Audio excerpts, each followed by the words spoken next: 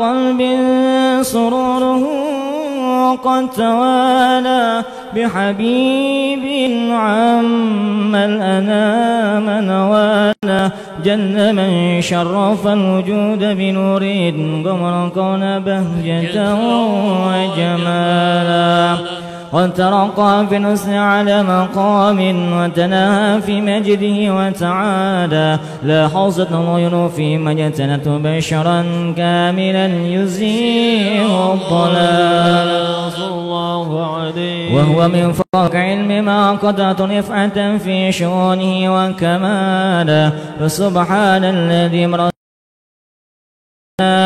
ما يعجز عن وصفه اللسان ويحار في تعكن معانيه الجنان انتشر منه في عالم البطون والظهور ما ملأ الوجود الخلقي نور فتبارك الله من إله كريم آياته في الذكر حكيم ببشاركم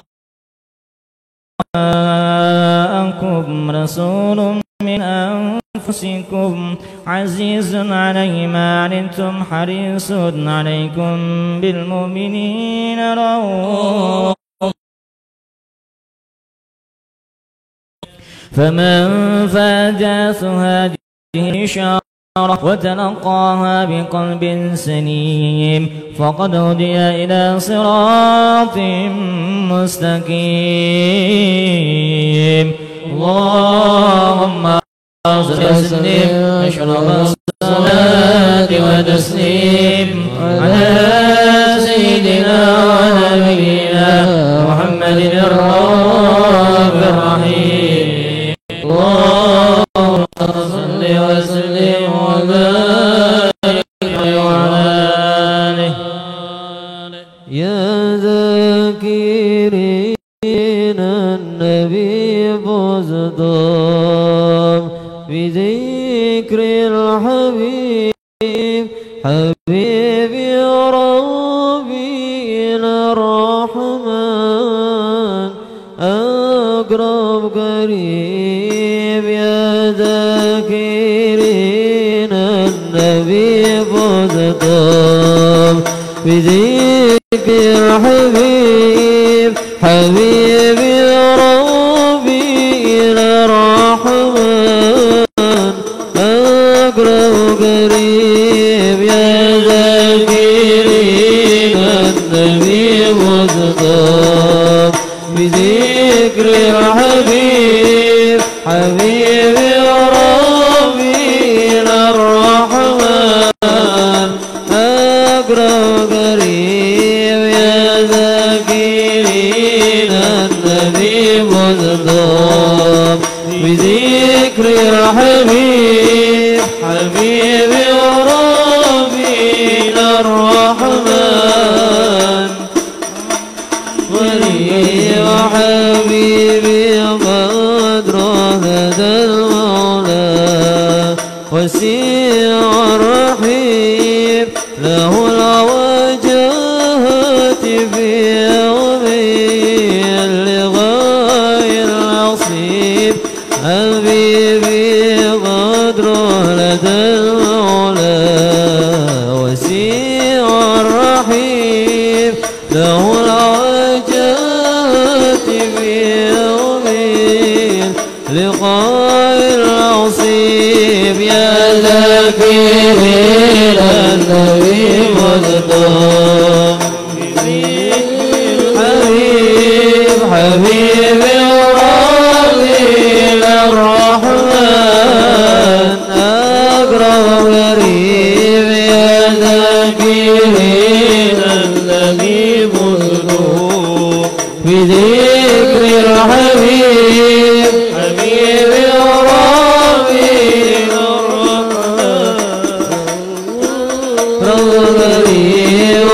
وللرسل أجمعين في اليوم ذاك الختيم شمس الهدى وبدا ضوى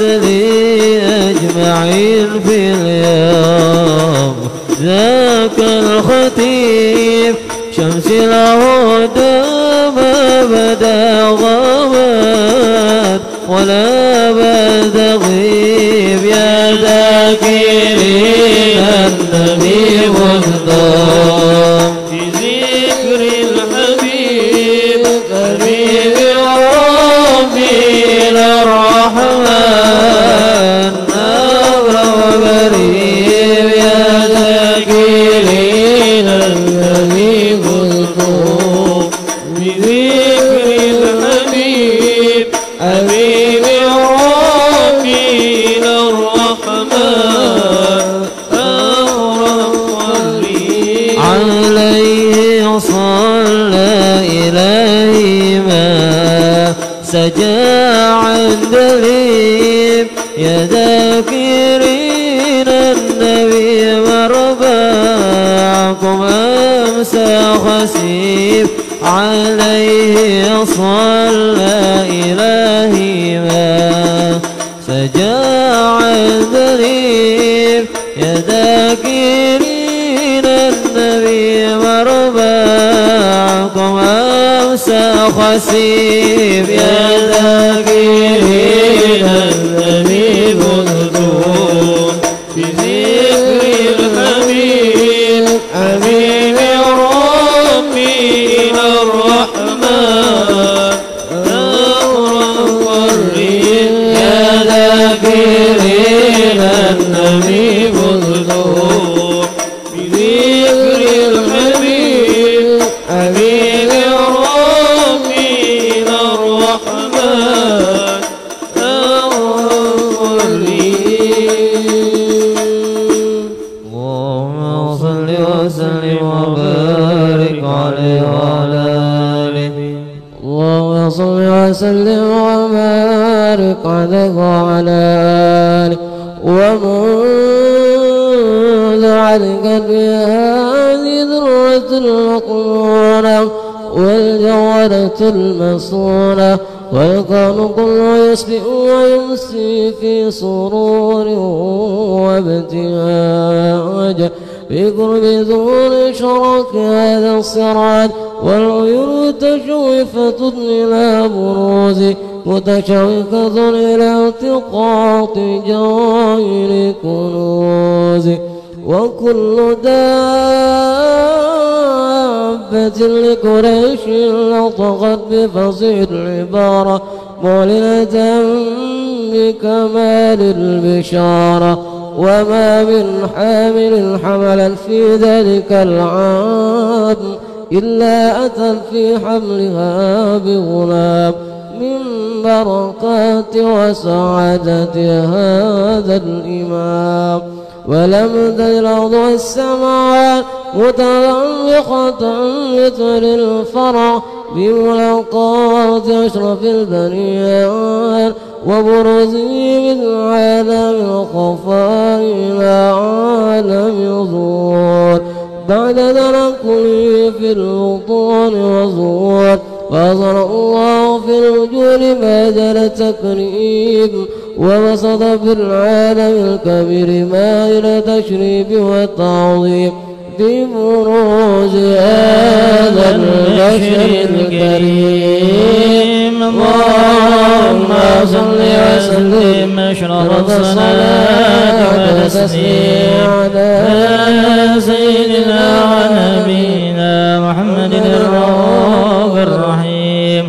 اللهم صل وسلم وبارك عليه وعلى آله اللهم صل وسلم على سيدنا محمد وعلى آل سيدنا محمد فحين قرب أوان وضع هذا الحبيب أعلت السماوات والأرضون ومن فيهن بترحيب وأمطار الجود الإلهي على أهل الوجود تثيج وألسنة الملائكة الملائكة بتبشير للعالمين تعي سبحان الله ولا إله إلا الله والله أكبر سبحان الله الحمد لله إلا الله والله أكبر سبحان الله الحمد لله لا إله إلا الله أكبر. والقدرة كشفت كنا هذا المستور ليبرز نوره صلى الله عليه وسلم كائنا في عالم الظهور نورا فاق كل نور وأنفذ الحق حكمه على من أتم الله عليه النعمة من خواص الأمة أن يحضر عند وضعه أمة تأنيسا لجنابها المسعود ومشاركة لها في هذا الصماط الممدود. فحضرت بتوفيق الله سيدة مريم وسيدة آسيا ومعهما من الحور العين ما انقسم الله له من الشرف بالقسمة الوافية. فأتى وقت الذي هذا المولود فانفلق صبح الكمال من النور عن عمود وبرز الحامد المحمود مذعنا لله بالتعظيم والسجود. صلى الله على محمد صلى الله عليه وسلم صلى الله على محمد يا ربي صلي وسلم.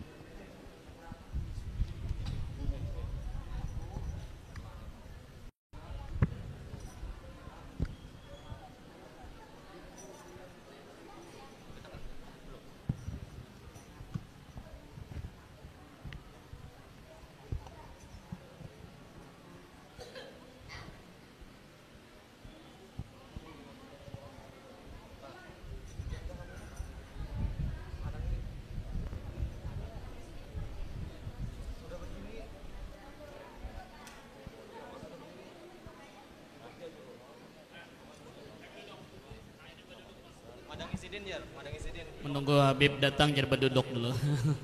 Asrakalnya berdiri. Syair yang lain. Allahumma salli wa sallim ala sayyidina Muhammadin Allahumma salli wa sallim alaihi wa ala ali sayyidina Muhammad. Allahumma salli wa sallim alaihi. خبيري خبيري خبيري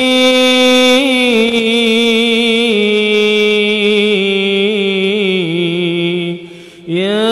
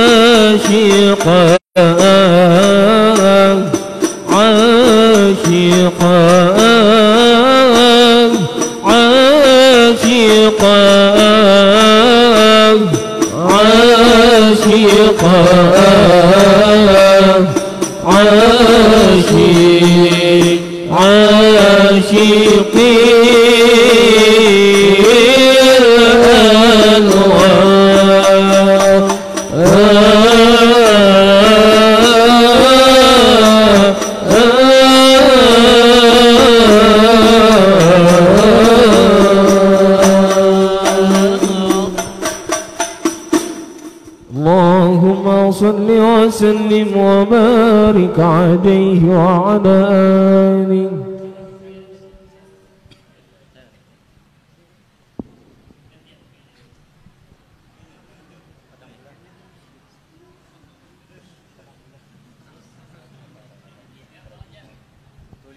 اللهم صل وسلم وبارك عليه وعلى آله صلى الله عليه. دعوني أناجي حبيبي ولا تعذلوني فعلني حرام ولا تعذلوني فعلني حرام. دعوني أنادي حبيبي ولا تعذروني فعلني حرام ولا تعذروني حرام ولا تعذروني فعلني حرام. ومن كان مثلي معنا مضنا ومن كان مثلي معنا مضنا بحب النبي لماذا يولان بحب النبي لماذا يولان. دعوني أنادي حبيبي ولا تعذلوني فعلني حرام ولا تعذلوني فعلني حرام. لموني بحبك رموني لموني بحبك رموني يقر عيوني عليك السلام يقر عيوني عليك السلام. دعوني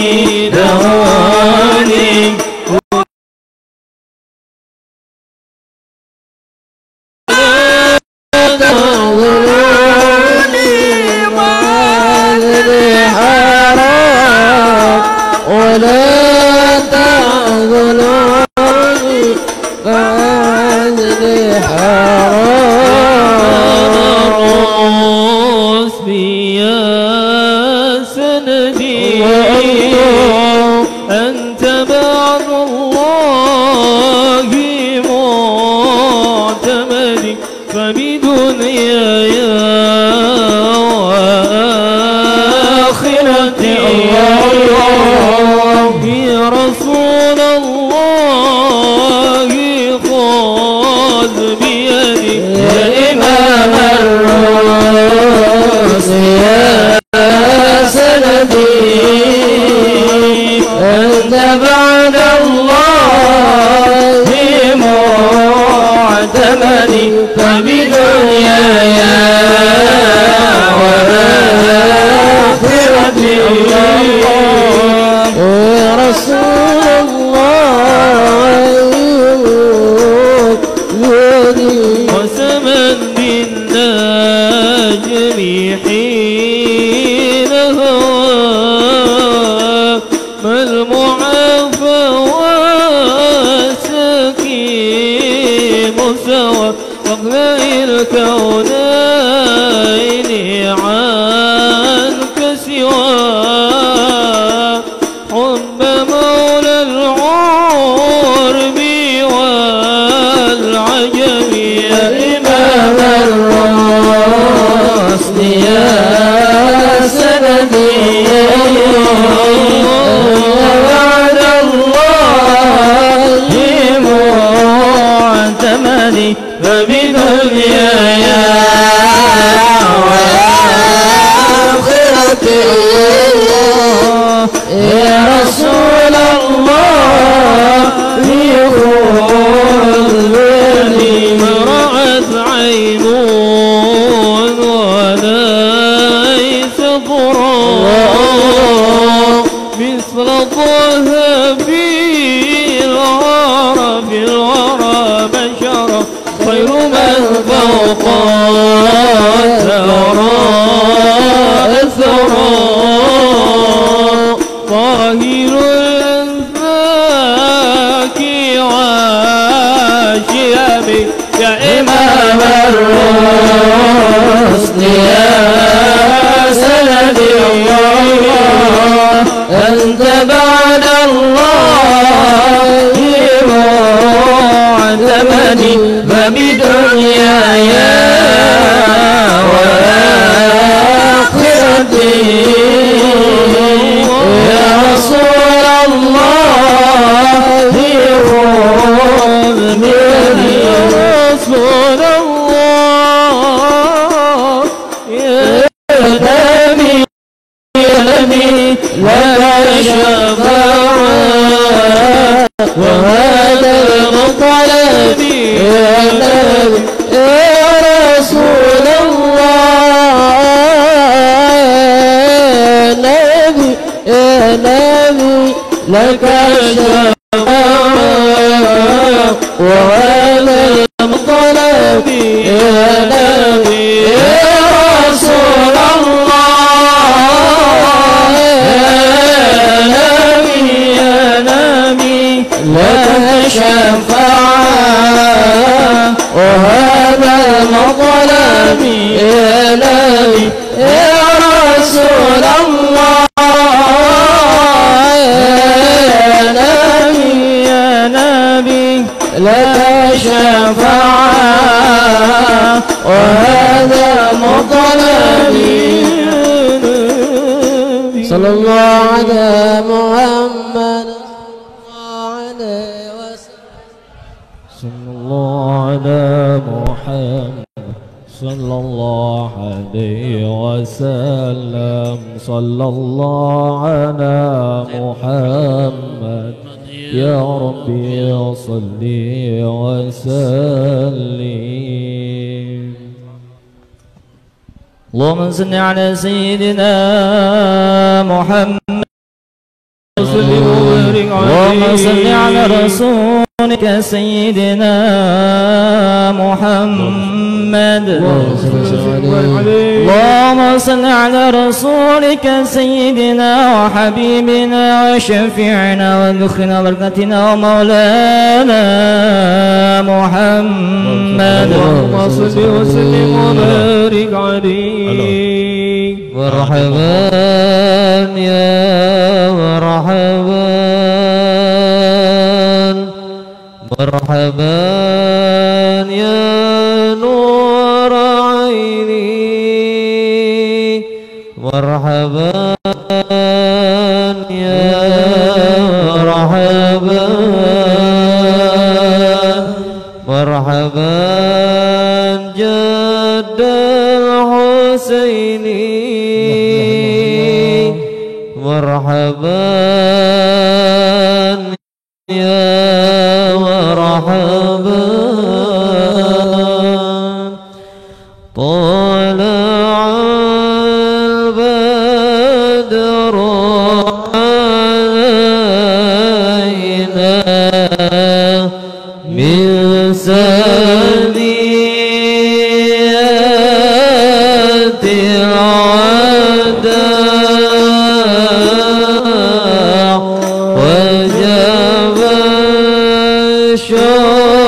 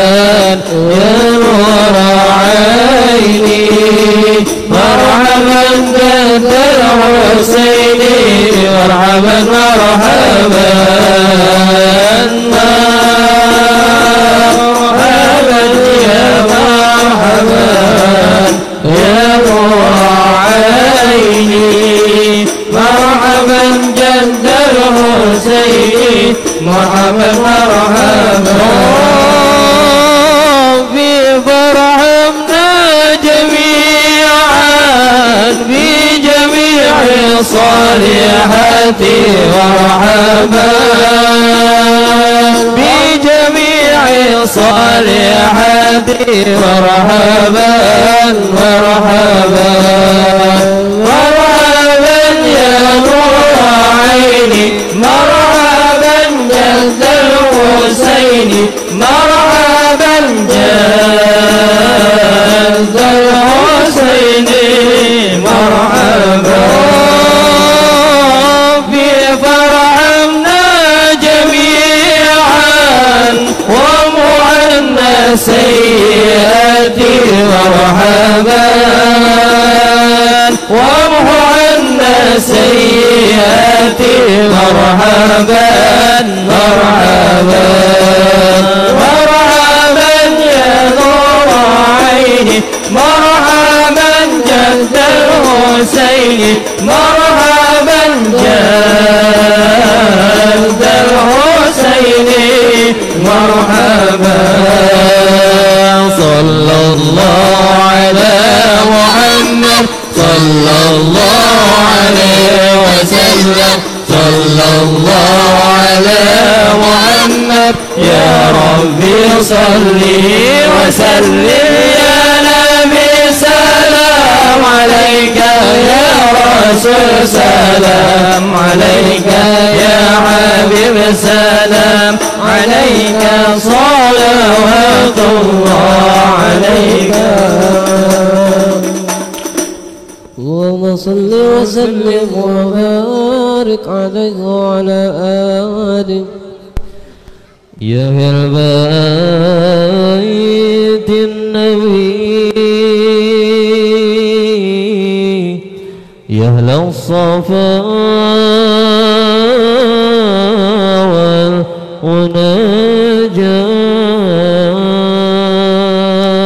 والنجاة بخيت من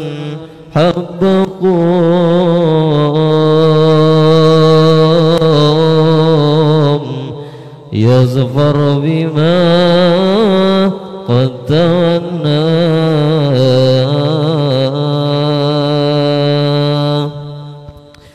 في رضا الرب يمسي في صباحه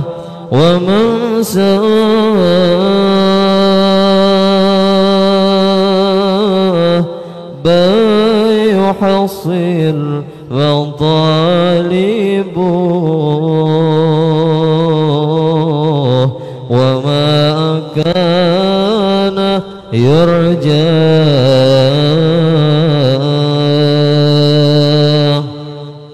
كل من حبكم يهناه يهناه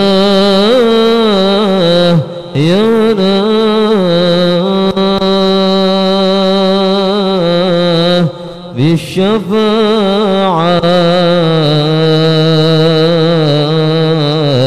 من المختار في يوم الغياب يرضي الحب ما يسكي بالكاس مما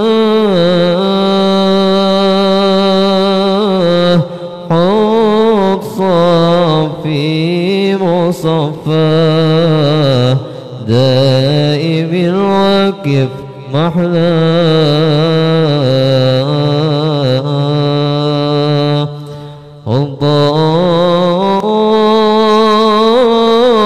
الله حبيبي الغالب والله ما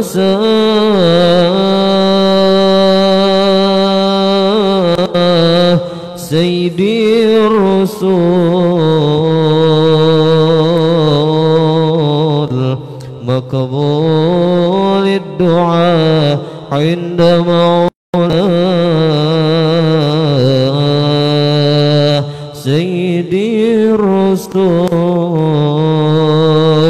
الرسول مقبول الدعاء عند مولاه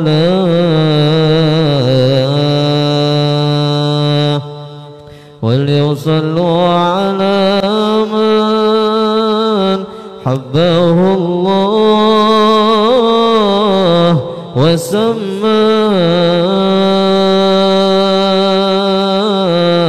خاتم الرسول من علموه علمه وأسماه.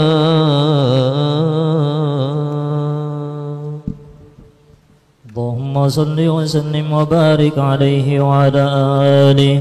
ولقد اتصف صلى الله عليه وسلم من محاسن الأخلاق بما تضيق عن كتابته بطون الأوراق. كان صلى الله عليه وسلم أحسن الناس خلقا وخلقا وأولهم إلى مكارم الأخلاق سبقا وأوسعهم بالمؤمنين حلما ورفقا وهو الرؤوف لا يكون ولا إلا معروفا. له الخلق السهل واللفظ المحتوي على المعنى الجزل.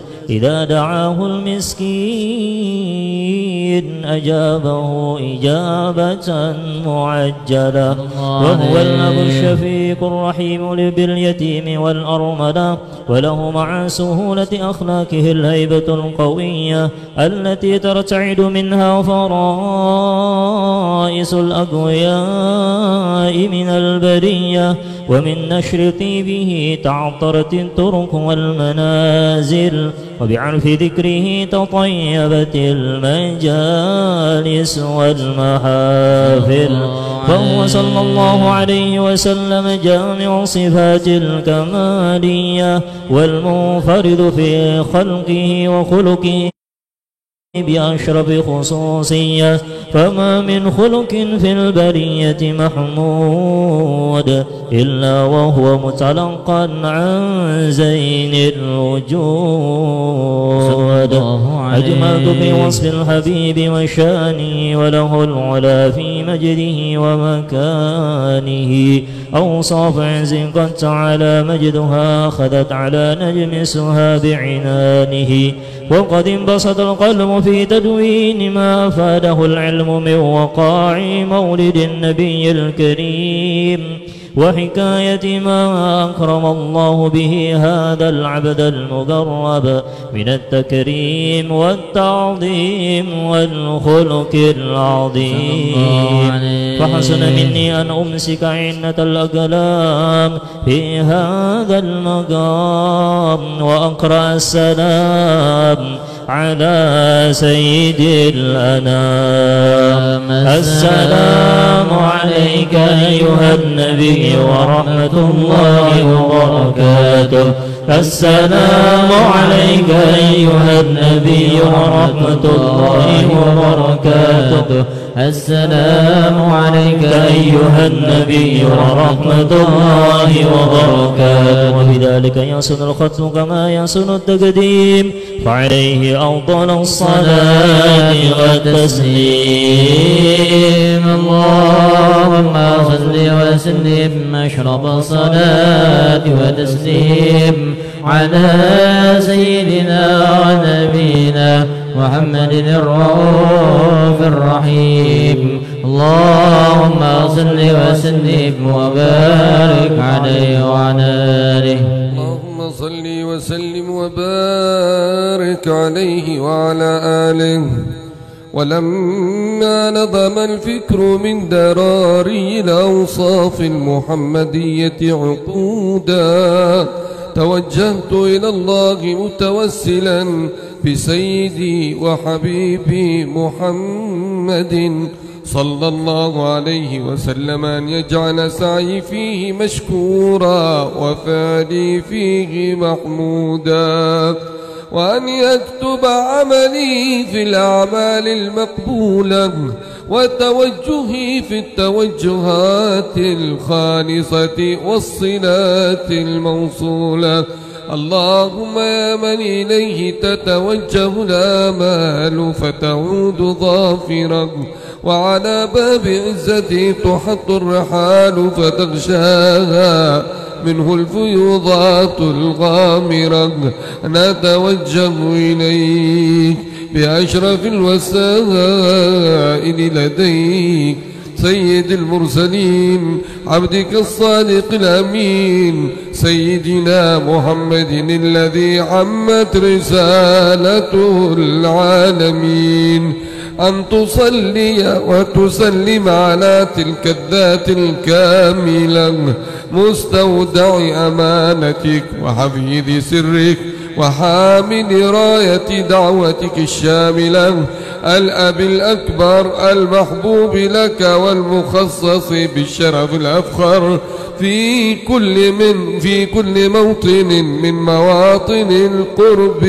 ومظهر قاسم إمدادك في عبادك وساق كؤوس إرشادك لأهل ودادك سيد الكونين وأشرف الثقلين العبد المحبوب الخالص المخصوص منك بأجل الخصائص اللهم صل وسلم عليه وعلى آله وأصحابه وعلى حضرة اقترابه من أحبابه اللهم إنا نقدم إليك جاه هذا النبي الكريم ونتوسل إليك بشرف مقامه العظيم أن تلاحظنا في حركاتنا وسكناتنا بعين عنايتك وأن تحفظنا في جميع أطوارنا وتقلباتنا بجميل رعايتك وحصين وقايتك وأن تبلغنا من شرف القرب إليك وإلى هذا الحبيب غاية آمالنا وتتقبل منا ما تحركنا فيه من نياتنا وأعمالنا وتجعلنا في حضرة هذا الحبيب من الحاضرين وفي طرائق اتباعه من السالكين ولحقك وحقه من المؤدين ولعهدك من الحافظين اللهم إن لنا أطماعا في رحمتك الخاصة فلا تحرمنا وظنونا جميلة هي وسيلتنا إليك فلا تخيبنا آمنا بك وبرسولك وما جاء به من الدين وتوجهنا به إليك مستشفعين أن تقابل المذنب منا بالغفران والمسيء بالإحسان والسائل بما سأل والمؤمل بما أمل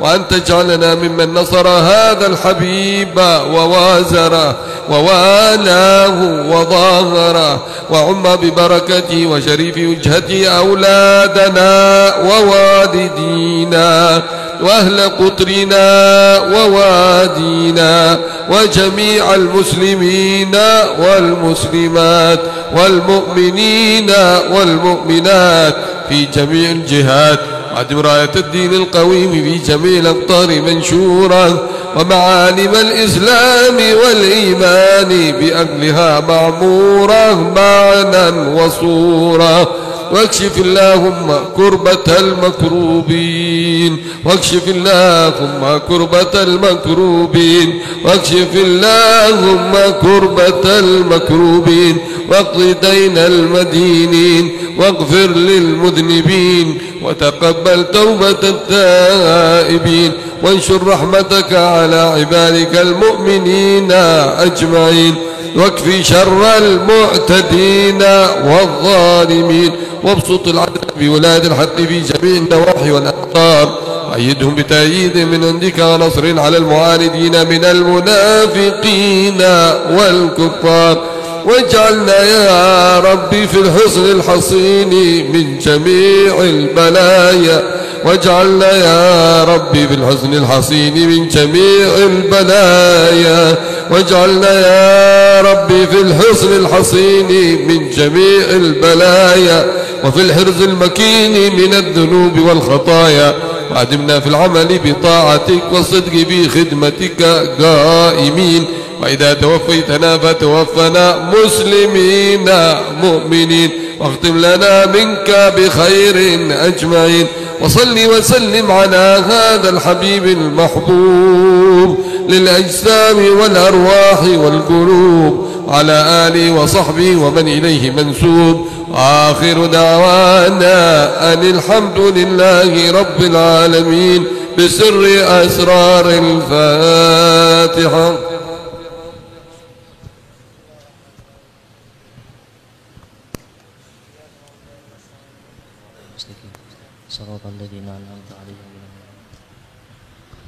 Assalamualaikum warahmatullahi ta'ala wabarakatuh.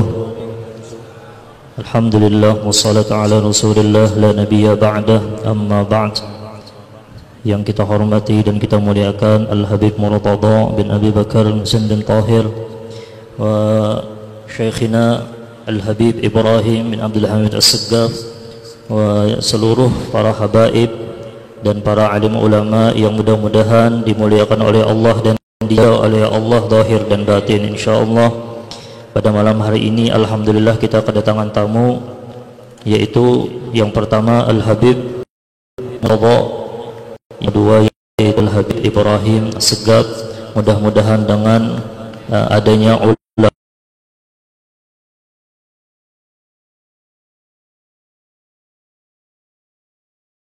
langsung dan Allah Ta'ala dilimpahkan seluas-luasnya untuk kampung kita dan untuk umat Sayyidina Muhammad Sallallahu Alaihi Wasallam. Di mengabulkan hajat beliau, jadi beliau tetap aja pengajian supaya istiqomah, jadi disuruh membaca kitab. Setelah membaca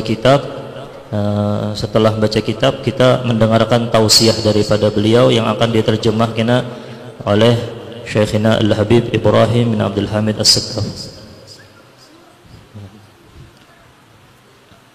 Bismillahirrahmanirrahim. Min kitab Nasaihid Diniyah wal Wasail Imaniyah li Syekh al-Islam al-Qutb ad-Da'wah wal Irsyad Al-Habib Abdullah bin Ali Al-Haddad radhiyallahu anhu wa ankum ila an qala mab'athul ilm wa'lamu ma'asyiral ikhwan manallahu 'alaina wa 'alaikum bil 'afiyah wal yaqin wa salaka bina wa bikum masalikal muttaqin annahu la budda li kulli muslimin wa muslimatin min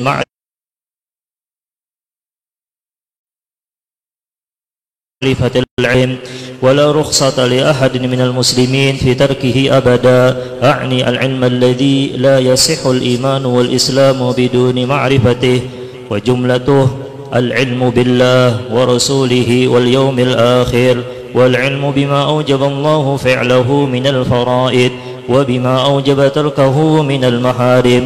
وقد قال رسول الله صلى الله عليه وسلم طلب العلم فريضة على كل مسلم. وقال عليه الصلاة والسلام اطلب العلم ولو بالصين، والصين إقليم بعيد من أبعد المواضع، وقليل من الناس الذي يصل إليه لبعده، فإذا وجب على المسلم أن يطلب العلم وإن كان في هذا المحل بعيد فكيف لا يجب عليه إذا كان بين العلماء ولا يلحقه في طلبه كثير مؤونة ولا كبير مشقة. وأما علوم الإسلام فترجع جملتها إلى قول رسول الله صلى الله عليه وسلم حين سأله جبريل عليه السلام في الحديث المشهور فقال له أخبرني عن الإسلام، قال الإسلام أن تشهد أن لا إله إلا الله وأن محمد رسول الله وتقيم الصلاة وتؤتي الزكاة وتصوم رمضان وتحج البيت إن استطعت إليه سبيلا. ثم قال له فأخبرني عن الإيمان، قال الإيمان أن تؤمن بالله وملائكته وكتبه ورسله واليوم الآخر والقدر خيره وشره، الحديث بطوله. وأما ما يجب علمه من كل مسلم من علوم الإيمان فيوجد في عقائد الأئمة المختصرة التي وضعوها لعامة المسلمين، مثل عقيدة الإمام الغزالي رحمه الله، وهي جامعة نافعة وفيها زيادات كثيرة على القدر الواجب، وعلمه على كل مؤمن، ولكنها مؤكدات ومقويات ومكملات للإيمان. وسنورد في آخر هذا التصنيف إن شاء الله عقيدة وجيزة تشتمل على ما لا بد من علمه من علوم الإيمان. وأما علوم الإسلام فيوجد في تصانيف الأئمة من الفقهاء رضي الله عنهم، والواجب من ذلك هو القدر الذي لا يسع مسلما أن يجهله، كالعلم بوجوب الصلوات الخمس وكيفية فعلها وشرائطها ومواقيتها والطهارة لها وما في معنى ذلك وكالعلم بوجوب الزكاة والقدر الواجب منها والوقت الذي تجب فيه والعلم بوجوب صوم شهر رمضان وشرائط الصوم ومبطلاته والعلم بوجوب الحج على المستطيع وشروط الاستطاعة. Jadi setelah ini kita mendengarkan apa yang disampaikan oleh beliau. Beliau ini adalah salah satu daripada cucu Qutbul Wali Kutub, yaitu Al-Habib Abdullah bin Husain bin Tahir. Habib Abdullah bin Husain bin Tahir wasafahu al-ihya wa ziyadah. Jadi memandang babuhan Ahlul Bait, imma Habib Murtada atau Habib Ibrahim atau Habib yang lain-lain, ulun minta kepada seluruh yang hadir di sini pandang dengan pandangan ta'zim. Apabila kita pandang mereka dengan pandangan biasa, maka berkah dan karunia Allah pun biasa. Tapi apabila kita beradab, apabila kita pandang dengan pandangan ta'zim, bahwasanya mereka adalah dzurriyyatnya baginda Muhammad, bahwasanya mereka ini adalah dagingnya Sayyidina Muhammad, dengan pandangan yang ta'zim, dengan pandangan yang luar biasa, maka insya Allah barakah dan karunia Allah pun akan kita dapat juga luar biasa juga insya Allah. Dan mudah-mudahan apa yang disampaikan beliau memberikan kita memberikan kita nasihat, mudah-mudahan kita bisa mengamalkan, dan mudah-mudahan yang hadir diberikan oleh Allah Ta'ala hajatnya qabul insya Allah, dan mudah-mudahan dijaga daripada segala musibah, dan mudah-mudahan kita berniat beratan, mudah-mudahan dengan perkumpulan di sini jangan sampai kita dipisahkan oleh Allah ketika kita di hari kiamat kelak insya Allah. Untuk ini kita mintakan kepada Habib Murtada yu'tina an-nasihah insya Allah bayu tarjim Al-Habib Ibrahim As-Segaf. Tafadhal Habib.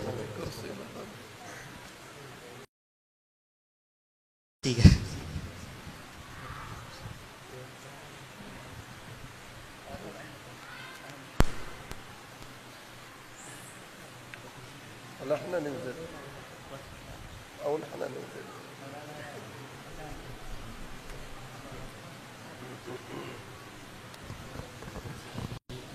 اللهم صل على سيدنا محمد.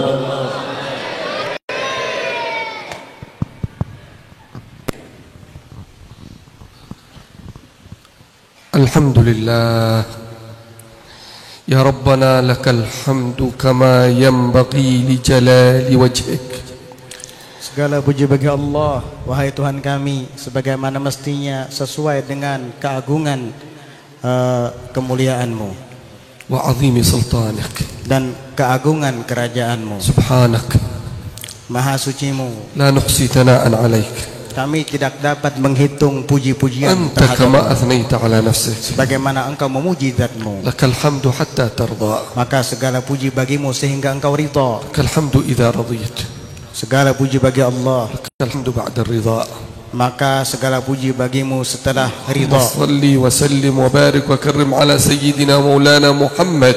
Kami haturkan salawat dan salam kepada Sayyidina Muhammad, Al-Fatih lima ughliq, sang pembuka bagi segala yang wal khatim terpuji, lima sabaq, ya, sang penutup bagi segala yang telah lalu, nasiril haq bil haq, yang menolong segala kebenaran dengan wal kebenaran, hadi ila siratikal mustaqim, dan pembimbing ke jalan yang lurus. wa ala alihi wa sahbihi haqqa qadrihi wa miqdarihi al-azim. Kepada keluarganya dan sahabatnya sesuai dengan kemuliaannya. Nahmadul Maula Jalla wa ala an jama'ana wa iyyakum fi hadhihi al-lailatil mubarakah. Kita bersyukur dan memuji kepada Allah Subhanahu wa taala yang mengumpulkan kita pada malam yang penuh berkah ini, fi hadzal majlis al-mubarak, di majlis yang penuh berkah ini. wa nas'aluhu kama jama'ana an yanfa'ana. Dan kita memohon kepadanya sebagaimana mengumpulkan kita di masjid ini juga memberikan manfaat kepada kita. Sami'tumul kalam lil Imam Al-Haddad rahimahullah. Tadi kalian telah mendengar kitab karangan Imam Abdullah Al-Haddad fi babul ilmi, yang berkaitan dengan bab ilmu, wa huwa babul azim. dan itu adalah merupakan bab yang agung. Qala Maulana fa'lam annahu la ilaha illallah. Ketahuilah bahwasanya tidak ada Tuhan selain Allah. Fala bud an ya'raf al-insan sifat hadzal rabb. Maka sudah sewajibnya, sepatutnya bagi setiap manusia untuk mengetahui akan sifat-sifat Allah. وما يجب وما يجوز وما يستحيل في حقه جل وعلا. Apa saja yang wajib pada hak Allah dan apa saja yang mustahil, juga apa saja yang jaiz pada وما haknya. يجب وما يجوز وما يستحيل في حق الملائكة. Dan apa saja yang wajib, apa saja yang mustahil dan jaiz pada hak para كذلك malaikat. في حق الأنبياء والرسل. Demikian pula hak-hak para nabi dan para rasul. فأولى ما يعتني به الإنسان ilmu al-aqaid, ilmu tauhid. Maka pertama-tama yang harus dipelajari oleh setiap orang adalah ilmu tauhid. ثم غيره من العلوم التي لا بد للإنسان منها. Kemudian ilmu yang lainnya yang wajib bagi manusia untuk ثم mengetahuinya dan يرتقي الإنسان mempelajarinya. إلى ما هو فوق الواجب. ثم يرتقي الإنسان وطالب العلم في العلوم فوق ما هو واجب عليه. Kemudian setelah itu dia akan naik lagi kepada tingkatan daripada ilmu-ilmu yang wajib untuk diketahuinya. قال القائل ما الفضل إلا لأهل العلم إنهم. Disebutkan sesungguhnya tidak ada kemuliaan itu kecuali hanya dimiliki oleh orang yang berilmu. على الهدى لمن استهدى أدلاء. Mereka itu memiliki petunjuk bagi orang yang mencarinya, dapat membimbing mereka. وفضل كل امرئ ما كان يحسنه. Setiap orang itu memiliki kemuliaan tergantung dengan kebisaannya. والجاهلون لأهل العلم أعداء. Dan kebodohan itu bagi orang-orang yang bodoh itu bagi para orang-orang yang berilmu adalah musuh. ففز بعلم. Maka berhasil dan berusahalah untuk berhasil mendapatkan تعش ilmu. حيا به أبدا. Maka engkau akan hidup kekal dengan ilmu selamanya. الناس موتى Manusia itu semuanya ibarat orang mati. وأهل العلم أحياء. Sedangkan orang-orang yang berilmu mereka itu adalah orang-orang وفي yang hidup. الجهل قبل الموت موت لأهله. Sedangkan kebodohan itu sebelum mati pemiliknya itu laksana seperti orang yang sudah mati. أجسادهم قبل القبور قبور. Maka jasad mereka itu sebelum dikubur sudah menjadi kuburan yang berjalan. قال الحبيب صلوات ربي وسلامه عليه Rasulullah SAW bersabda, من يرد الله به خيرا يفقهه في الدين. orang yang dikehendaki oleh Allah Ta'ala baik, maka Allah akan pahamkan kepadanya agama. قال صلى الله عليه وآله وصحبه وسلم Dan bersabda Rasulullah SAW, من سلك طريقا barang siapa yang menempuh jalan, يلتمس فيه علما dia menuntut ilmu di dalamnya, سهل الله له به طريقا إلى الجنة. maka Allah akan permudah baginya dengan ilmu tadi jalan menuju surga. قال مولانا جل في علاه Dan Allah Subhanahu wa Ta'ala berfirman, يرفع الله الذين آمنوا منكم maka Allah akan tinggikan orang-orang yang beriman daripada kamu, والذين أوتوا العلم درجات. dan orang-orang yang dikaruniakan ilmu akan beberapa derajat. رفعة في الدنيا Itu ditinggikan derajatnya di dunia رفعة في الآخرة. dan ditinggikan pula di akhirat. وللآخرة أكبر درجات وتفضيلا. Dan tentunya akhirat itu lebih besar derajatnya dan keutamaannya. فالعلم طلبه فرض وواجب على كل مسلم. Ilmu itu menuntutnya merupakan kewajiban atas setiap orang muslim. قال صلى الله عليه وآله وسلم Rasulullah SAW bersabda, طلب العلم فريضة على كل مسلم menuntut ilmu itu kewajiban atas setiap orang muslim, سواء كان كبير أو صغير، baik itu orang yang dewasa ataupun orang yang masih كان kecil, ذكر أو أنثى. إن كان ذكرا أو أنثى، baik itu laki-laki ataupun perempuan, إن كان غني أو فقير، baik itu orang kaya ataupun orang miskin. الكل مطالب بأن يتعلم، Semua orang dituntut untuk belajar, خصوصا فيما لا يسع المسلم الجهل به. terutama adalah ibadah yang tidak akan bisa seorang muslim sah untuk melaksanakannya kecuali dengannya. فمثل هذه المجالس هي الغنيمة الباردة. Maka majlis semacam ini merupakan keuntungan yang besar. في مثل هذه المجالس تقضى الحاجات، Di dalam majlis seperti ini segala hajat akan dikabulkan تغفر الزلات، dan akan diampuni segala dosa-dosa dan kesalahan. تستجيب الدعوات، Dikabulkan segala doa-doa وتشفى الأمراض، dan akan disembuhkan segala penyakit وترتفع الآفات والبلايا الظاهرات والباطنات. dan akan ditolak segala bala bencana zahir dan batin. العلماء أو الأولياء والصلحاء لم يكونوا أولياء إلا بأن كانوا علماء أولا. Para solihin dan para wali tidak akan menjadi para wali kecuali dengan sebelumnya mereka adalah menjadi ulama terlebih dahulu. ويطالب الإنسان نفسه بما سمعه في هذه المجالس بالعمل به. Maka setiap orang yang ada di sini seyogianya menuntut dirinya nanti untuk mengamalkan terhadap apa yang ia dengar di majelis ini. فإن العلم بلا ثمر أو العلم بلا عمل كالشجرة بلا ثمر. Karena ilmu tanpa amal laksana pohon tanpa buah.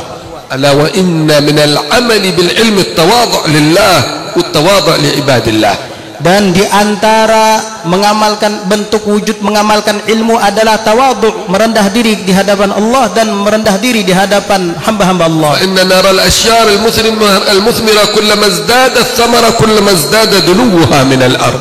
Karena manusia itu ibarat sebuah padi, ketika semakin bertambah padat maka ia akan semakin tunduk ke arah tanah atau ke bumi. يقول النبي صلى الله عليه وسلم Rasulullah sallallahu alaihi wasallam من bersabda, ازداد علما ولم يزدد هدى لم يزدد من الله إلا بعدا. Rasulullah bersabda, barang siapa yang semakin bertambah ilmunya tapi tidak semakin bertambah kebaikannya, maka dia tidaklah bertambah kepada Allah melainkan semakin jauh. والمقصود بالعلم هنا هو العلم النافع Yang dimaksud dengan ilmu di dalam pembahasan ini adalah ilmu yang الذي bermanfaat, يقربك من الله يقربك من الله yang akan mengenalkan engkau kepada Allah Subhanahu wa taala, يزيدك خشوع وخشية من المولانا جل في علاه. yang akan menambahkan kekhusyuan dan rasa takutmu kepada Allah Subhanahu قال wa taala. تعالى إنما يخشى الله من عباده العلماء. Allah taala berfirman, hanya saja orang yang takut kepada Allah taala itu adalah para ulama. العلم خشية كله يعرف بذاك أهله. Ilmu itu adalah takut seluruhnya, dengannya lah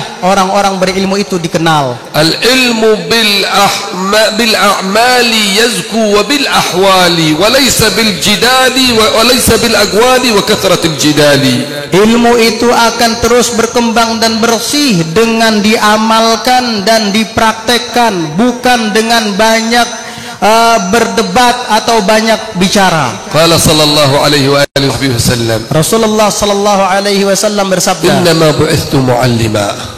hanya saja aku ini diutus sebagai sang muallim atau guru. قال صلى الله عليه وآله وسلم Rasulullah sallallahu alaihi wasallam bersabda, إنما بعثت لأتمم مكارم الأخلاق. saya diutus sesungguhnya untuk menyempurnakan keluhuran akhlak. يقول النبي صلى الله عليه وآله وسلم Nabi sallallahu alaihi wasallam bersabda, إن الأنبياء لم يورثوا دينارا ولا درهما sesungguhnya para nabi tidaklah mewariskan dinar dan tidak pula mewariskan dirham. إنما ورثوا العلم. Hanya saja mereka itu mewariskan ilmu. فمن أخذ به فقد أخذ بحظ وافر. Barang siapa yang meraih ilmu ini maka dia telah meraih bahagian terbesar dari warisan Nabi. ألا وإن في الدخول في طلب العلم كل من أعان على طلب العلم. الدخول في ميدان العلماء وثواب العلماء كل من أعان طالب العلم والعلماء على أداء هذه الرسالة. Maka setiap orang yang masuk ke area menuntut ilmu ini dia akan mendapat kemuliaan, demikian pula setiap orang yang membantunya. فينبغي أن نزيد مثل هذه المجالس. Maka hendaknya seperti majelis-majelis semacam ini akan kita perbanyak, kita tambahkan lagi di kampung kita. وأن نكثر من بناء المعاهد والمدارس. Hendaknya kita perbanyak daripada membangun pondok-pondok pesantren dan وأن madrasah-madrasah. نحمل أنفسنا وأولادنا وأزواجنا وأهلينا على الحضور في مثل هذه Dan المجالس. hendaknya kita anjurkan secara istiqomah diri kita sendiri, istri kita, anak-anak kita, putra-putri kita untuk terus belajar dan hadir ke majelis-majelis semacam ini. يقول حبيب علي بن محمد الحبشي رحمه الله Al-Habib Ali bin Muhammad Al-Habsyi rahimahullah berkata, يلا ارحم وخضر كل ما كان يابس وارحم أهل العلوم النافعة والمدارس. ya Allah, hidupkanlah segala yang kering ini, yaitu dihidupkan dengan ilmu-ilmu yang يقول bermanfaat. الحبيب عبد الله بن حسين بن طاهر Al-Habib Abdullah bin Husain bin Tahir يا berkata, تاركا للمدارس ليس هذا حسن. wahai orang yang meninggalkan majelis, sesungguhnya itu adalah perbuatan yang tidak baik. مجالس الخير ما تترك وفيها المنن. Dan majelis-majelis baik ini semuanya ditemukan segala pemberian-pemberian dari Allah. وركعة من عالم خير من 1000 ركعة من عابد. Satu rakaat dari orang alim itu lebih baik daripada 1000 rakaat dari orang yang tidak alim. بهم يرفع الله سبحانه وتعالى الأذايا والبلايا. Dengan mereka para ulama Allah Subhanahu wa taala angkat segala bala dan musibah. ألا وإن في يوم القيامة يوزن دم الشهداء ومداد العلماء. Ketahuilah sesungguhnya kelak di hari kiamat akan ditimbang ilmu para ulama dengan darah para syuhada. فيرجح مداد العلماء على دم الشهداء. Maka tintah tulisan para ulama itu menulis ilmu-ilmu lebih unggul dan lebih berat daripada darah para syuhada. مع ما سمعتم من فضائل ودرجات الشهادة. Sebagaimana kalian sudah ketahui dan pernah mendengar bagaimana hebatnya keutamaan dan derajat para orang-orang yang mati syahid. إذا سمعتم في الشهيد إنه حي كما قال مولانا سبحانه وتعالى بل أحياء عند ربهم يرزقون فإن العالم أفضل وأكبر وأعظم وأكمل حياة من الشهيد. Jika kalian tahu dan pernah mendengar di dalam ayat Al-Quran bahwasanya orang yang mati syahid mereka itu tetap hidup di dalam kubur-kubur mereka, diberikan rezeki oleh Allah Ta'ala, maka ketahuilah bahwa para ulama jauh lebih afdal, lebih besar dan lebih sempurna kehidupan mereka daripada orang-orang yang mati syahid. ولئن كان الشهيد يشفع في 70 من أهل بيته. Apabila orang yang mati syahid itu bisa memberikan syafaat kepada 70 orang dari keluarganya. إن العالم يقول له قف ويشفع في أمة عظيمة يشفع في أمة كاملة.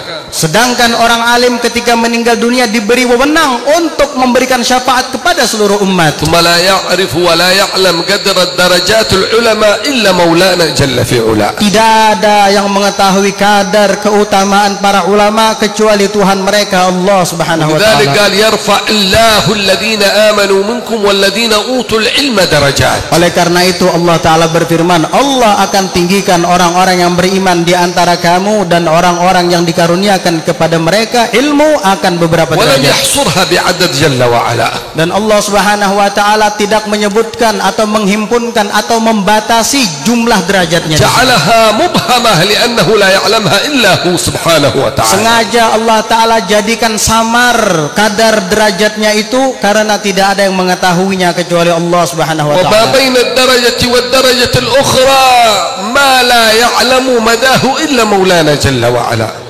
Di antara satu derajat kepada derajat yang lainnya itu tingkatannya sangat tinggi, tidak ada yang mengetahuinya kecuali Allah Subhanahu wa يقول ta'ala. الإمام أحمد رحمه الله Al-Imam Ahmad rahimahullah berkata, لا يعدل العلم شيء. tidak ada yang menandingi ilmu sesuatu pun. ما من عبادة إلا وهي دون عبادة العلم. Tidak ada ibadah apapun yang lebih afdal selain daripada ibadah menuntut ilmu. الصلاة عبادة. Sembahyang adalah ibadah, الزكاة عبادة. zakat juga ibadah, الصوم عبادة. puasa juga ibadah. كلها واجبات ومفروضات. Semuanya itu adalah kewajiban yang ألا difardukan. وإن أفرض المفروضات وواجب الواجبات هو العلم. Ketahuilah sesungguhnya yang paling wajib di atas segala yang wajib, yang paling fardu di atas segala yang fardu adalah menuntut ilmu. لولا العلم ما عرفنا الله. Seandainya bukan karena ilmu, mana mungkin kita ما mengenal Allah. عرفنا رسول الله. Kita tidak akan mengenal ما Rasulullah. عرفنا الحلال. Kita tidak akan ما mengenal halal. عرفنا الحرام. Kita juga tidak akan mengetahui ذلك haram. يقول الإمام أحمد لا يعدل العلم شيء. Sehingga Imam Ahmad mengatakan tidak ada sesuatu pun yang bisa يقول menandingi kemuliaan ilmu. قال إذا صحت النية. Tentunya itu semua apabila niat kita benar. قيل له وكيف تصح النية يا أبا عبد الله. Lalu ditanyakan kepada Imam Ahmad bin Hanbal, bagaimana wahai Abu Abdullah cara membenarkan niat? قال أن ينوي رفع الجهل عن نفسه وعن غيره من الناس. Wa'an أن ينوي رفع الجهل nafsihi عن نفسه وعن غيره. wa'an ghairi. Hendaknya arti memperbaiki niat dalam menuntut ilmu adalah dia menanamkan niat di dalam hatinya untuk mengangkat kebodohan dari dirinya dan kebodohan dari orang lain. وخصوصا ينوي رفع الجهل عن أهله وعن أولاده وعن من يعول ومن هم أقرب لدائرته. terutama dia berniat juga mengangkat kebodohan daripada istrinya, daripada anaknya, kerabatnya, dan orang-orang yang terdekatnya, terutama yang dia berikan nafkah, dia niatkan untuk mengangkat kebodohan dari mereka. فإن في ذلك من المنافع إلى أن يصل إلى صلة الرحم. صلة الرحم بالمال واجبة لكنها بالعلم أكبر وأعظم وأفخم عند المولى جل وعلا. Sehingga dengan ilmu seseorang bisa menjalin tali silaturahim. Memang silaturahim itu juga bisa dijalin dengan harta, tetapi menjalin ilmu dengan menjalin tali silaturahim dengan ilmu jauh lebih besar dan lebih mulia daripada ketimbang dengan harta. Wasilatul mal tanqati' wa tantahi, wasilatul arhami bitta'lim tamtad wa tastamir ila fil barzakh wa yaum al-qiyamah. Karena menjalin hubungan dengan harta itu ada kesudahannya, tidak lama akan habis. Tapi jika menjalin hubungan dengan mengajarkan ilmu kepada kerabat, itu tidak akan pernah habis sampai bersambung ke alam barzakh sampai di hari kiamat. Lidzalik sayas'aluna Allah Subhanahu wa ta'ala an hayatina hadhi ma 'amilna fiha. Sehingga kelak Allah Subhanahu wa ta'ala akan mempertanggungjawabkan kita terhadap kehidupan yang kita jalani. La yadhunnu al-insan alladhi tarak majalis al-ilm annahu ghair 'asi, huwa 'asi lil Maula jalla wa 'ala. Jangan mengira orang yang tidak berhadir ke majelis ta'lim itu dia tidak bermaksiat. Ketahuilah pada hakikatnya dia bermaksiat, melakukan dosa, melanggar perintah Allah Subhanahu wa ta'ala. Kam min insan balagh min al-umr 60 sanah wa lam tasih lahu salah. Karena ada di antara manusia yang berlalu hidupnya sampai 70 tahun sementara solatnya belum juga sah. Wa kam min insan balagh min al-umr itiya wa rubbama kana indahu khalal fil i'tiqad. Bahkan ada kadangkala di antara manusia yang sudah sampai kepada usia lanjut sementara akidahnya rusak. Wa mithl haula la yu'dharuna bil jahli wa khususan idza kan ahlul ilmi wa tullab al ilmi fima bainahum. Orang-orang semacam ini tidak diterima alasannya tidak paham dan tidak mengerti agama, terlebih-lebih di kalangan mereka masih didapati para guru-guru agama dan para ulama. Bal sayaqifuhumullah jalla wa ala yaumil qiyamah wa yaqul waqifuhum innahum mas'ulun. Nanti kelak di hari kiamat Allah Subhanahu wa ta'ala akan mempertanggungjawabkan orang tersebut di hadapannya. Nasal Maula Subhanahu wa ta'ala an yarzuqna fahman nabiyyin. Mudah-mudahan Allah karuniakan kepada kita pemahaman yang dikaruniakan kepada para nabi, wa hifdzal mursalin, dan hafalan para rasul, wa ilhamil malaikatil muqarrabin, dan ilham yang dikaruniakan kepada para malaikat-malaikat muqarrabin. Allahumma aghnina bil ilm. Ya Allah, hiasi kami dengan ilmu. Wa zayyinna bil hilm, dan wazayyinna bil hilm, dan hiasi kami dengan sikap-sikap santun. Wa akrimna bit taqwa, dan hidupkan kami dengan takwa. Zammilna bil afiyah, dan hiasi kami dengan afiat. Ya akramal akramin wa ya arhamar rahimin. Ya akramal akramin, ya la tada' lana dhanban illa ghafartah. Jangan engkau tinggalkan bagi kami dosa di tempat ini kecuali hamman illa farajtah, dan tidak pula kesedihan kecuali engkau lapangkan. Wala dainan illa qadaitah, tidak pula hutang kecuali engkau tunaikan. Wala maridan illa syafaitah, tidak ada yang sakit kecuali engkau sembuhkan. Wala haja min hawaijid dunya wal akhirah, tidak ada hajat daripada hajat dunia dan akhirat. Hiya laka ridha, kecuali dan yang mana engkau ridhoi. Walana fiha salah, dan di situ ada kebaikan bagi kami. Illa a'antana ala qada'iha, kecuali engkau kabulkan dengan cepat. Wa yassartaha bimannik wa karamika ya arhamar rahimin, dan engkau mudahkan untuk kami dengan kemuliaan dan kemurahan-Mu ya arhamar rahimin. Allahumma munna alaina wa alal hadirin.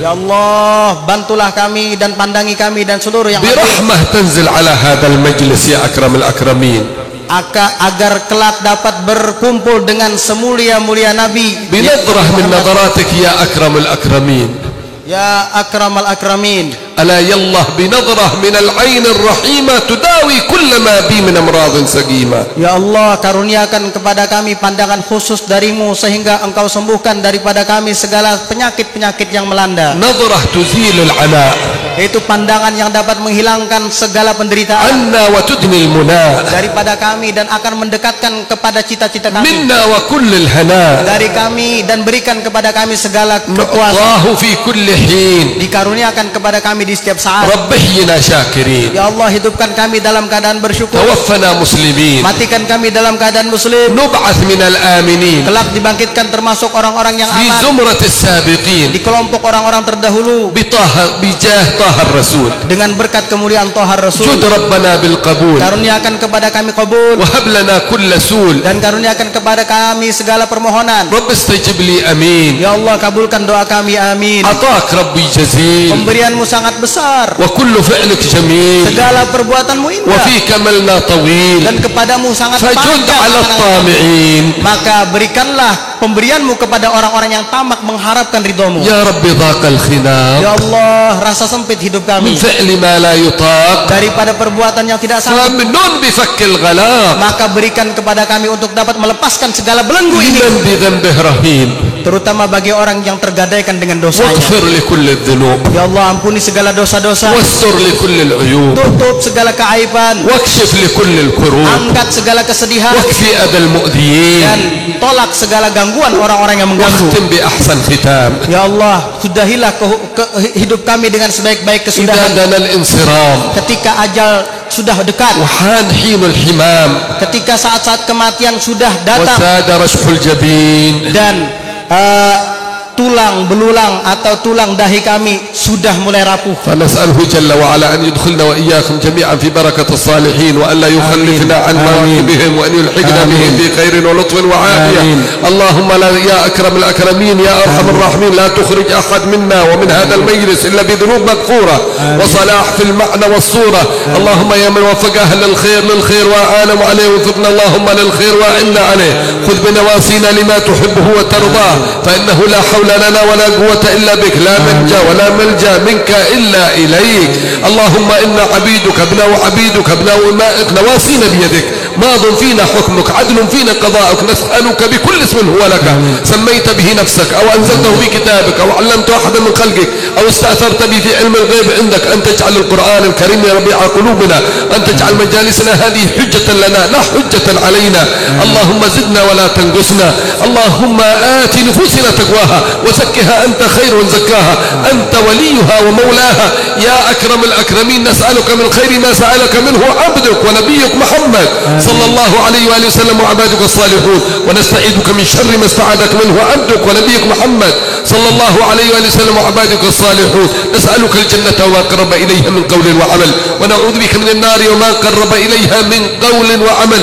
إلهنا وسيدنا ومليكنا أمرتنا بالدعاء فها نحن ندعوك كما أمرتنا ووعدتنا بالإجابة فاستجب لنا كما وعدتنا إنك لا تخلف الميعاد. سبحان ربك رب العزة عما يصفون وسلام على المرسلين والحمد لله رب العالمين.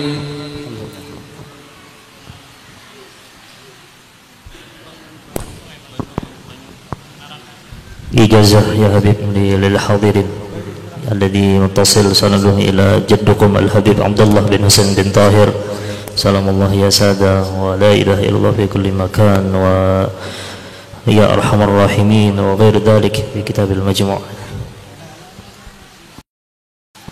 غنى قصيدة وتبغوا تجيبون سلام الله يا سادة.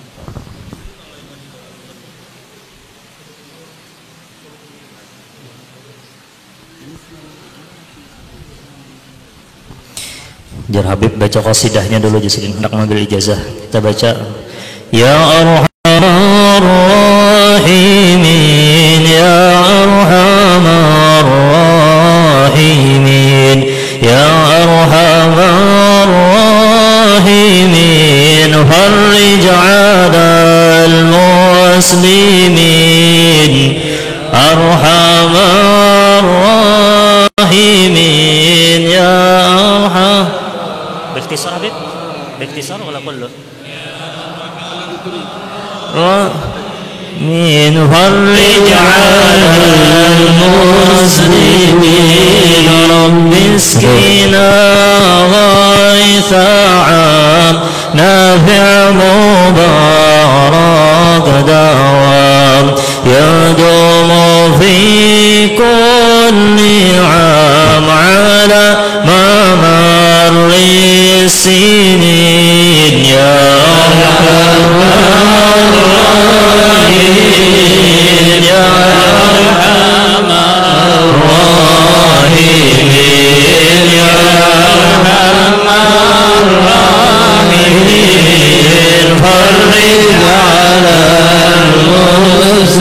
ربنا شاكرين وتوفنا مسلمين وابعث من الآمنين في زمرة السابقين يا أرحم الراحمين يا أرحم الراحمين يا أرحم الراحمين فرج على المسلمين بجاه طه الرسول جد ربنا بالقبول وهب لنا كل سول رب استجيب لي آمين يا أرحم الراحمين يا أرحم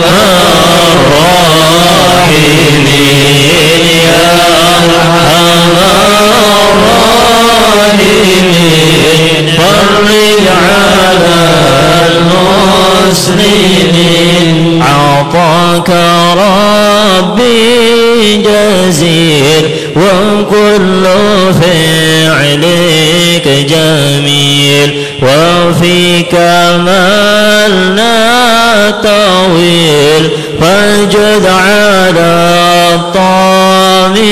الطامعين يا أرحم الراحمين يا أرحم الراحمين يا أرحم الراحمين فرج على المسلمين يا ربي ضاق الخناق من فعل ما لا يضاق فمن بفاك الغلاق لمن بذنب راهين يا أرحم الراحمين يا أرحم الراحمين يا أرحم الراحمين فرج على المسلمين واغفر لكل الذنوب واستر لكل العيوب واكشف لكل الكروب وفي أذى المؤذين يا أرحم الراحمين يا أرحم الراحمين يا أرحم الراحمين فرج على المسلمين واختم بأحسن ختام إذا دنا الانصرام وحان حين الحمام وزاد رشح الجبين يا أرحم الراحمين يا أرحم الراحمين يا أرحم الراحمين فرج على المسلمين ثم الصلاة والسلام على شفيع الأنام والآل نعم الكرام والصحب والتابعين يا أرحم الراحمين يا أرحم الراحمين يا أرحم الراحمين فرج على المسلمين ما شاء الله تبارك الله. بمثل هذه الدعوات يرفع البلاء إن شاء الله، يستجاب الدعاء. هذه قصيدة عظيمة خصوصا في هذه الأزمان، يحتاج الواحد يعملها ورد كل يوم أن يأتي بها، وموجودة حتى في خلاصة المدد الحبيب عمر ما قبل الفجر، ويجوز يجيبها الإنسان في كل وقت.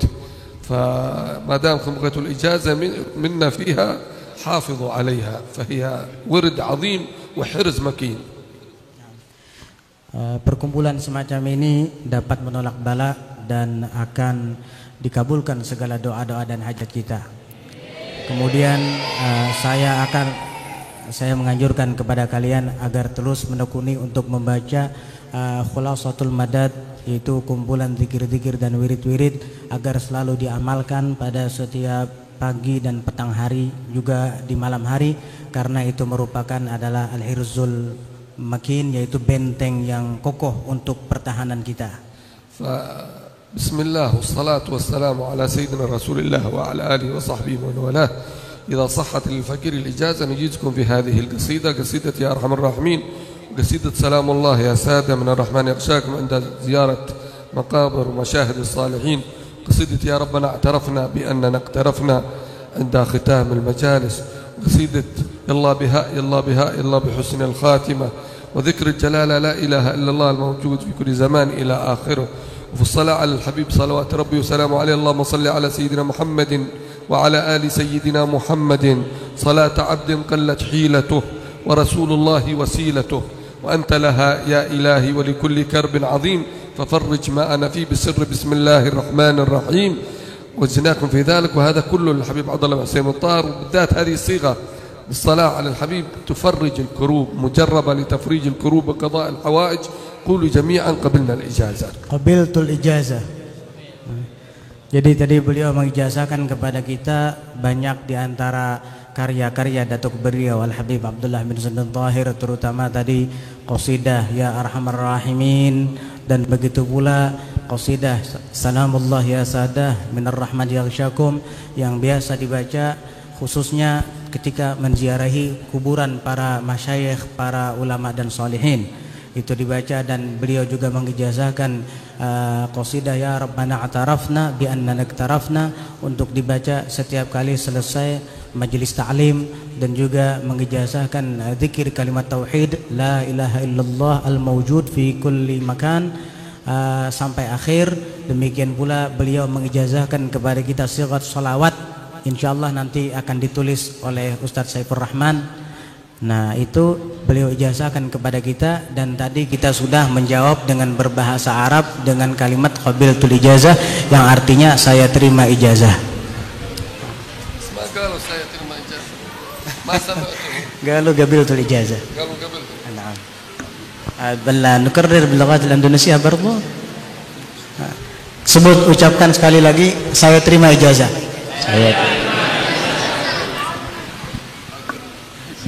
Salawat tadi jersidin kena dikirim sidin SMS lawan ulun kena kita bagi di majlis kena insyaallah.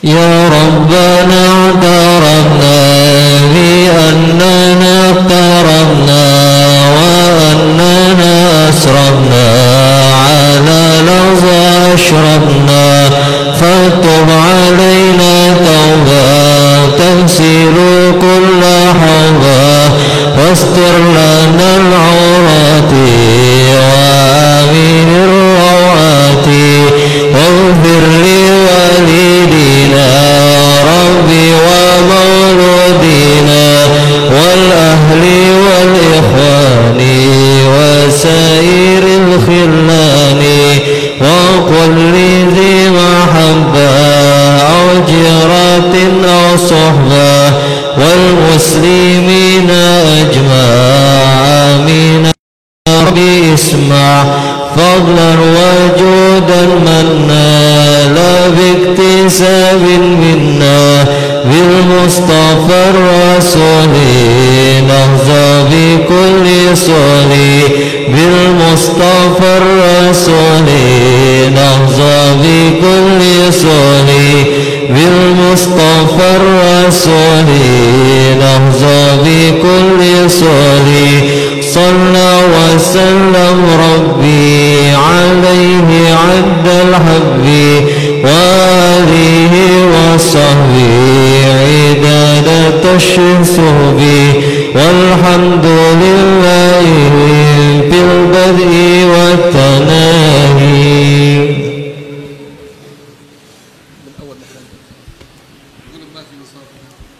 Jar Habib kada usah bersalaman, salaman hati aja memandang sudah cukup.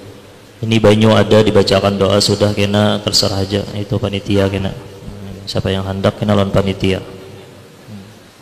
Marhaba.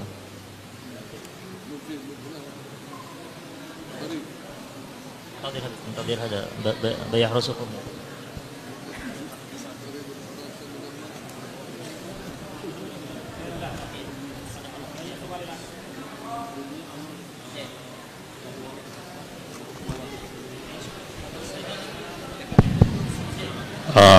Para muhibbin rahimakumullah, ini ada banyu tadi yang sudah dibacakan dan diwakilkan oleh Al-Mukarramun wa Muhtamun Habib Murtada, yang mana hadiahnya sesukarila aja, jadi sesukarila aja. Yang kedua, kepada para muhibbin, para hadirin, setelah Habib keluar daripada masjid ini, maka dimohon maaf tidak bersalam-salaman.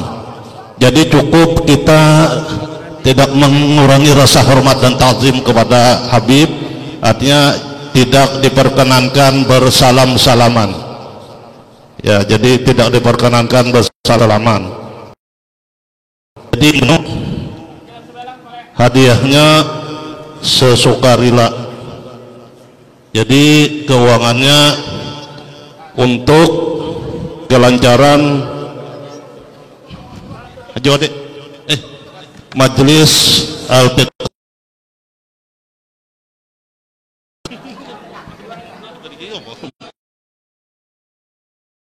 Hadiahnya sekarila dan untuk jalan al-fiqh fiddin.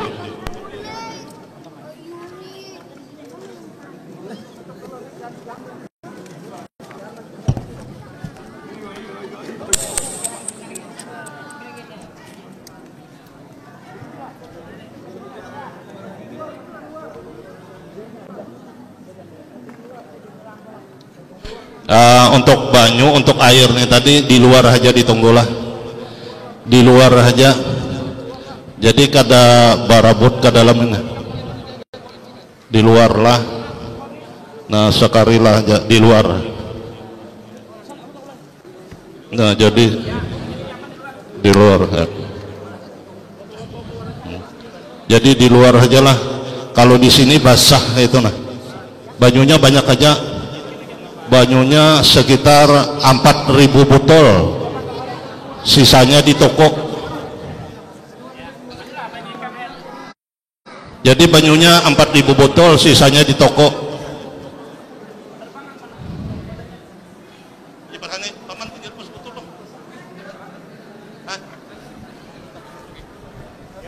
Ya lah. Ya.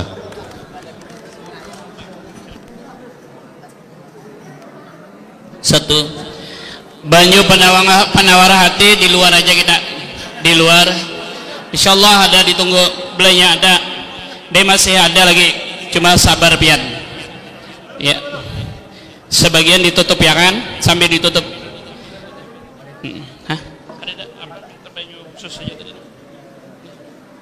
Ada banyu aqua halus, banyu apa tadi?